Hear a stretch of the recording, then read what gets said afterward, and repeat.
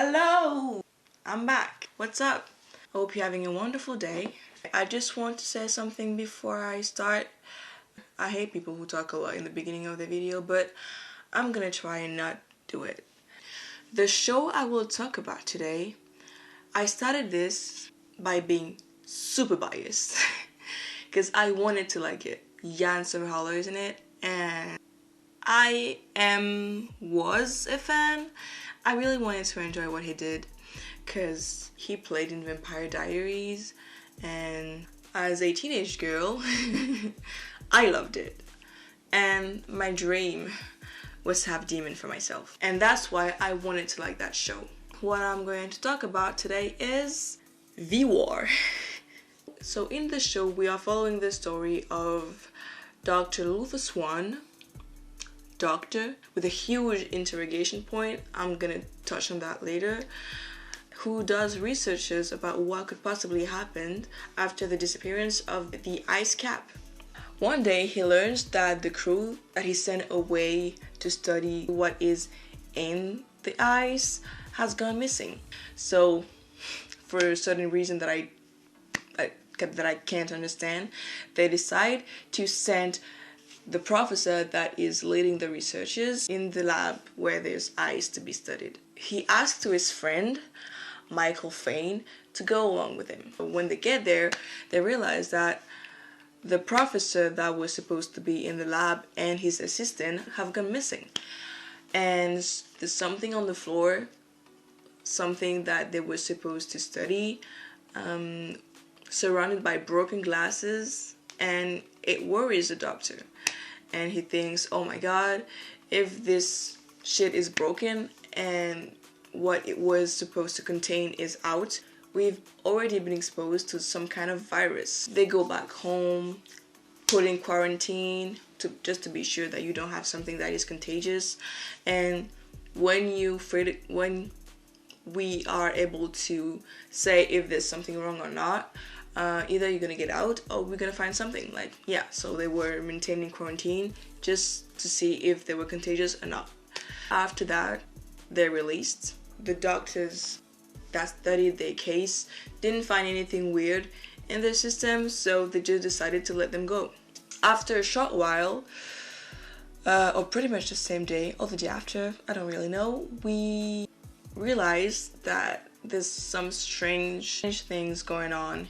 Murders, and some strange kind of murders. We find the victim with throat super open, and the quantity of blood out of their body does not match what we find on the crime scenes. So people are thinking, dude, what's up? What's happening? It's not normal. Throughout the story, we'll just learn that when they were released, they shouldn't have been released because they have been contaminated by some kind of virus who makes them turn basically into vampires. It means that they have to feed on human blood. From now on, the goal of the doctor is to save/cure his friend that he kind of involved into this, even though he had absolutely nothing to do with the scientific word. Yeah, that's kind of the synopsis of the story. I counted 3 really important storylines. We have this storyline with the doctor, with Luther and his friend, and his goal is basically to heal him. There's also a plot with this journalist who has a website called Brivileaks, and she's basically leaking what the government doesn't want people to know about this vampire story. There's also a plot with the sister of Mike Fane's girlfriend, I believe, which is kind of interesting, I'd say. That was my favorite part, I think. And also a kind of pointless plot with the ex-wife of Dr. Luther Swan. By the way, Luther's ex-wife is played by Nikki Reed, and Nikki Reed is Jan Somerhalder's actual wife, and I don't know if it's because I know about that, but I feel like the alchemy between those two is so strange. It is his ex-wife, right? Why are they so close? I don't understand. I mean, if it's your ex-wife, you divorced for a reason, right?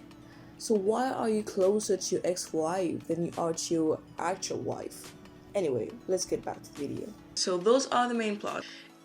It's kind of well done in the way that they all kind of merge at the end in the main plot, which is Luther wants to help his friend Mikey, and it kind of revolved around this. It doesn't really go in different places like, yeah, I have my plot and this plot and this plot and that plot, and at the end doesn't really make sense. Hashtag Riverdale.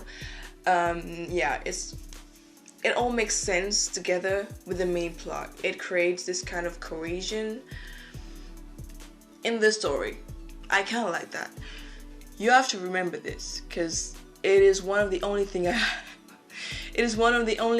actually like in this show. Which leads me to what I don't like about the storytelling. It doesn't really make sense. It is really forced, and you can see/feel it. They make people do things that normal person wouldn't normally do to make the story go on, and I don't really like it. I don't really like this. It's really easy to do stuff that way, and when it's not done in a way that the viewer will not feel it, it takes you totally out of the story. For example, something that happened twice is that you have a person in a car and he's getting chased by something or someone or people or whatever, and the first thing they do is get out of the car to run.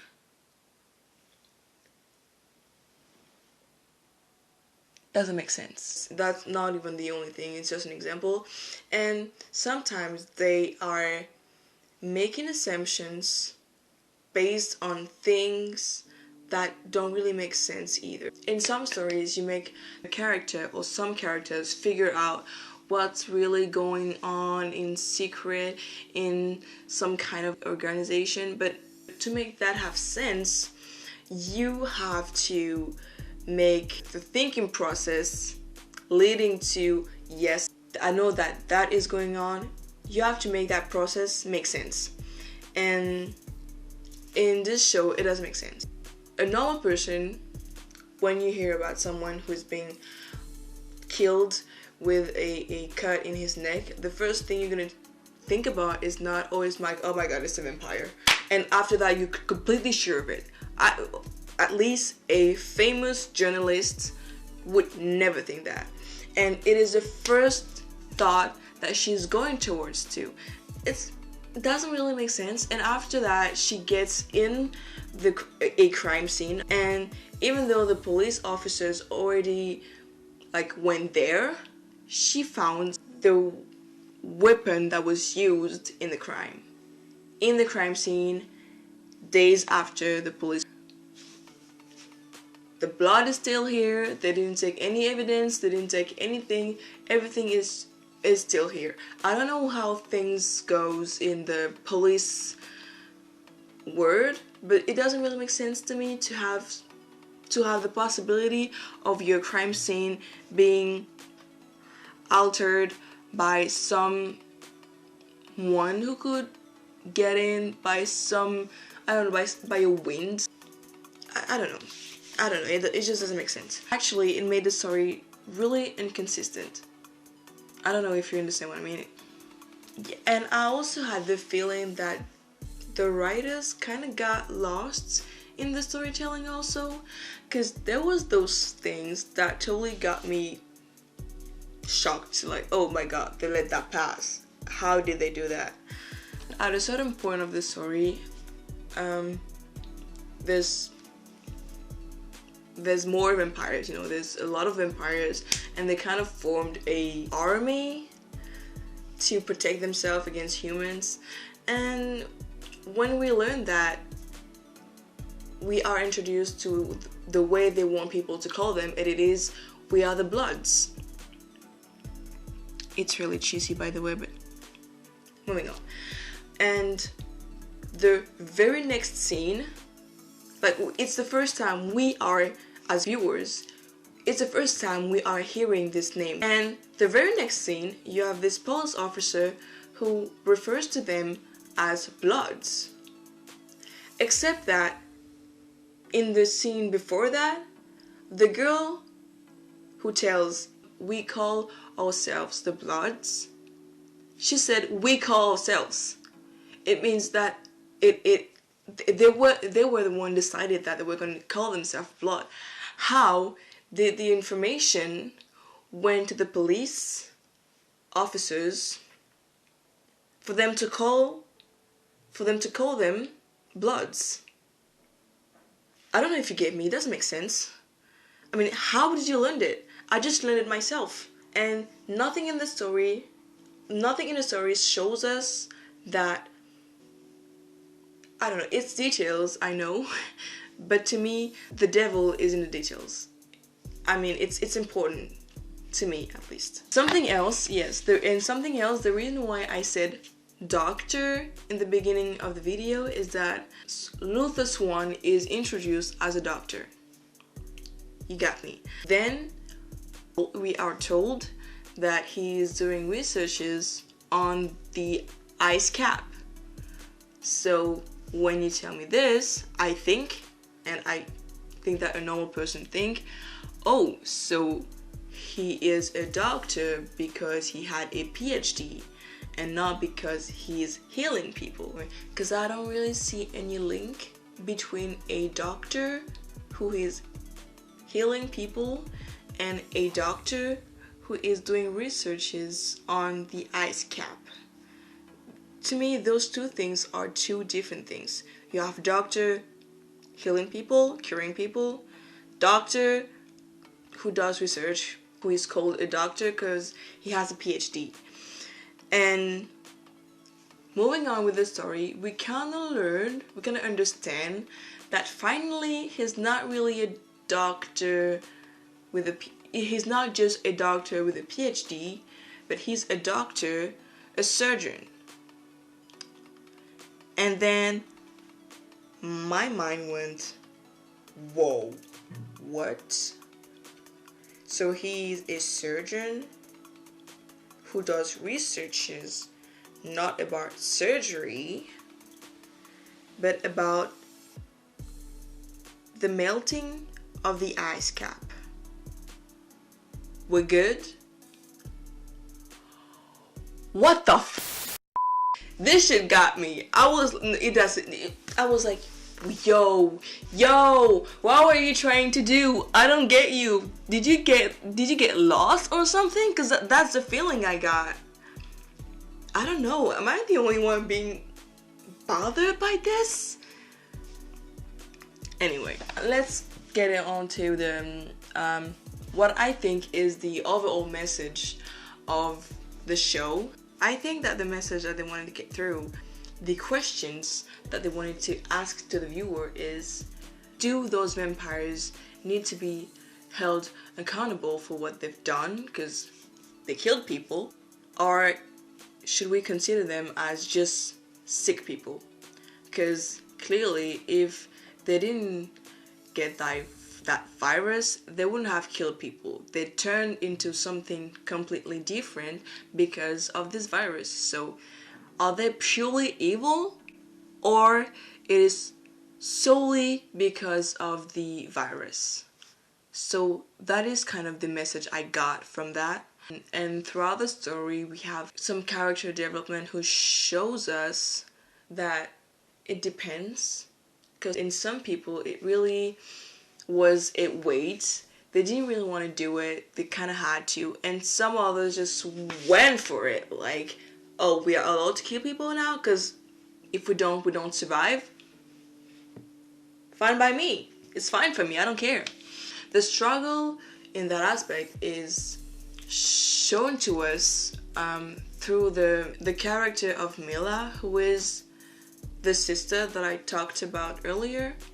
And she's really an interesting character. She's either lesbian or bisexual, and which leads me to something else that I wanted to talk about that show. The representation of minorities in this show is really good. It's really well done. What I mean is, sometimes when they try to represent minorities in those kind of shows, we end up with characters really empty. And what I mean by that is that the only development they have is we are a minority, and that's it. This person has the right to have a background different that I'm black and that's it, or I'm gay or bi or a lesbian and that's it. And for that character, for that sister, for that Mila, the lesbian or bisexual part it's really just a love story, you know, and it's also really cute. And yeah, I liked it. That's the story I like the most, because she is the one struggling, like really struggling with what she's become. Instead of drinking blood out of people, she's trying her best to drink out of, you know, like blood bags. And even though you can clearly see that she doesn't like it, but she's doing her best to live a normal life and not hurt people. She's even killing all the vampires. She kind of became a vampire hunter, and that's so cool. I like her. She's MVP. And the last thing I wanted to talk about, the actors. Overall, the majority of the actors are not good. It makes me really sad to say that, but Jan Somerhalder in his role is terrible at it. The first episode, when I heard them talk, I was surprised. I was shocked. I didn't remember Jan Somerhalder being that bad at acting. I didn't remember that. So I was kind of shocked. And I don't know if it is because the lines that they had was so cheesy that they couldn't really do anything with it, or it's just the way they delivered it that wasn't good. But it wasn't. Just an example, as usual. There's at a certain moment of the show, you have this inspector who talks, and he learns something really, really like heavy, and he has to, I think that he has to act as if he's afraid. And the thing he does is he is shaking. I mean, he's literally shaking, but not in the shaking where it's kind of natural, you know? You can see that all his body is contracted, and I don't know if you can see it here. It's the contraction of his face that makes him tremble like this. And at first I was like, is something bad with my screen? So I went back, and when I noticed it, I was like, oh, that's how he plays fear? That's how you play fear?